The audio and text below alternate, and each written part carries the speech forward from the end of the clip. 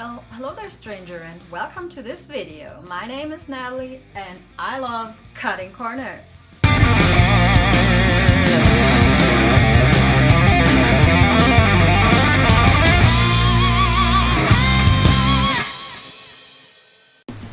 So let's start with the list of supplies. You will need a pair of fabric scissors, an X-Acto knife, some kind of a ruler. I'm using my quilting ruler, but it really doesn't matter which kind of ruler you need as long as you're able to measure with it.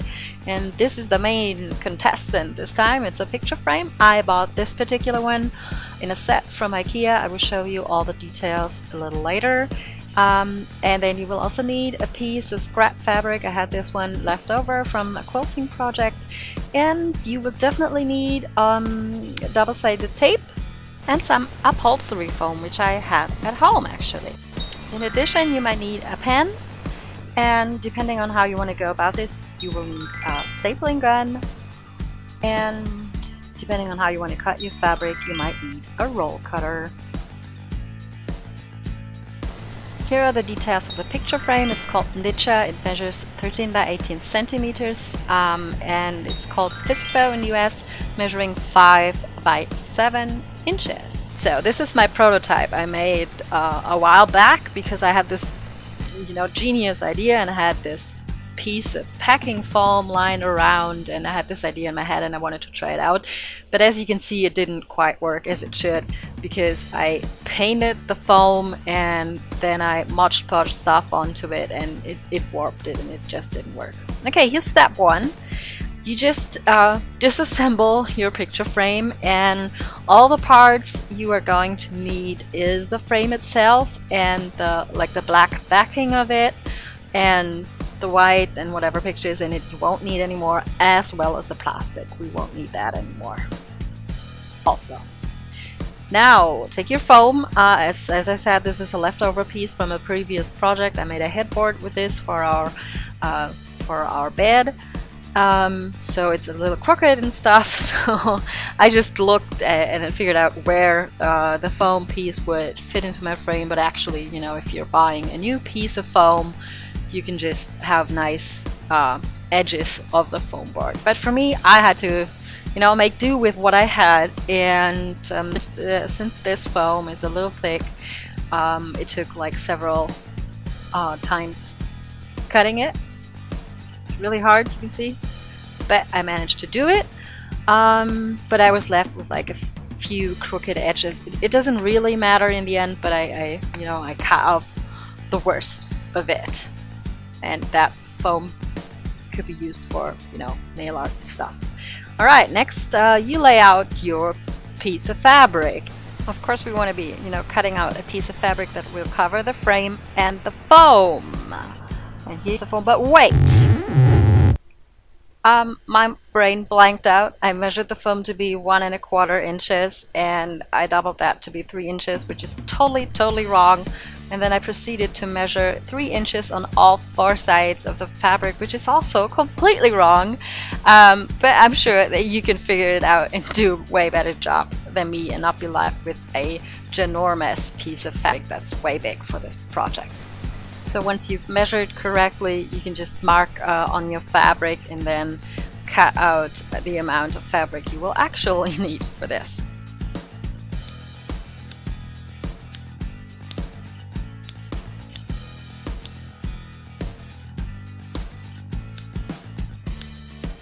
Alright, now the hard part for my fabric was figuring out which side is the right side of the fabric. It's usually the pretty side, but with this type of fabric it was really hard to decide, so I just picked one. And that the right side needs to be facing down when you put your foam on top of it, and you just center it on the piece of fabric and flip it over, and then put your picture frame back on.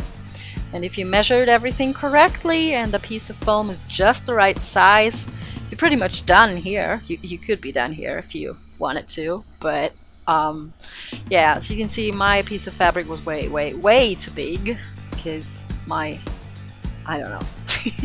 I usually just eyeball these things, and I end up having a pretty good eyeballing capacity, but in this case I measured and I totally screwed it up. So once you've got your foam pushed all the way through to the frame, you put the backing of the picture frame back on and just close those 4 little metal clasps that will always destroy your fingernails. So you probably should use a tool for that. You can use like scissors to push that down. But yeah, if you measured your piece of fabric correctly and you would just like to hang this project up on a wall, you could be done right now. You'd be done. That's it. That's all you need. But yeah, I needed to go on and I decided to toss out the double-sided tape and use my stapler. But oh wait, the stapler is fucking empty. And I do not have the right stapler, the type of stapler for this stapling machine, so I decided to use my office stapler, which also didn't work because whatever IKEA is putting on that picture frame, it cannot be penetrated by stapling machines. So I had to crawl back to my double-sided tape, which I eyeballed this time instead of measuring because it didn't help me last time. And since this is a pretty, you know, like big piece, I was able to just cut out 4 small pieces for all the 4 sides of my picture frame. You can see here wiggling around and almost getting stuck at each other. Okay, and then I just proceeded to, you know, put this on the frame to hold the fabric in place. And in case you had measured this out correctly, you could also do this step to just, you know, make it like a very neat back. In case you want to stand up the frame and not hang it on a wall, this would be a good way to go. You can see my stapling massacre there in the left corner. I'm trying to cover it up with my finger, but it's not working. Okay, and then you just tape on all 4 sides of the frame, and in my case I still had to cut off a massive amount of fabric. I used my roll cutter for it.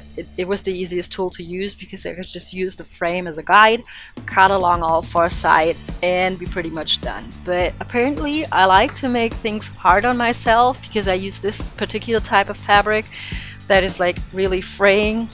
So not only did I have to like cut down a few pieces that I didn't catch with the roll cutter, but I had a lot of fraying edges, and I will show you a little trick for that also, because anything that can't be solved by either, you know, using duct tape or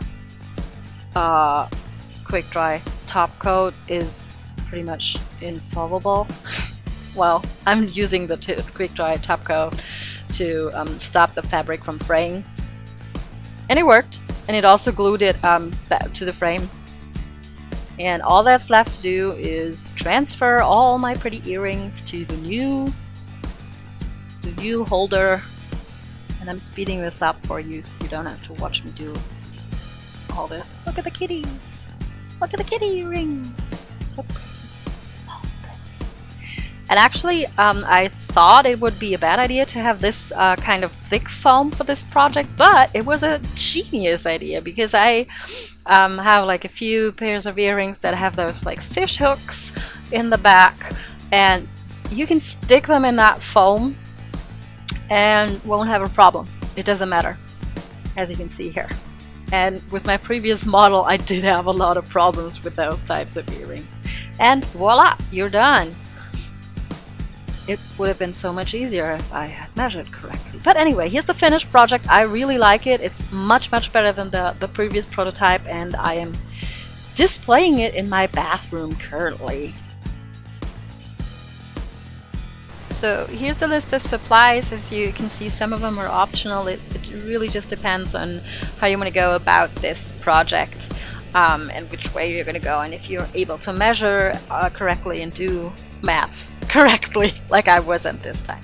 So that was the tutorial. Thank you so much for watching, and if you liked what you just saw, please subscribe to my channel, like this video, comment down below if you want to see me do any other DIY project or last minute Christmas presents or whatever. I have another tutorial coming up, so stay tuned for that, and thanks again for watching. Bye!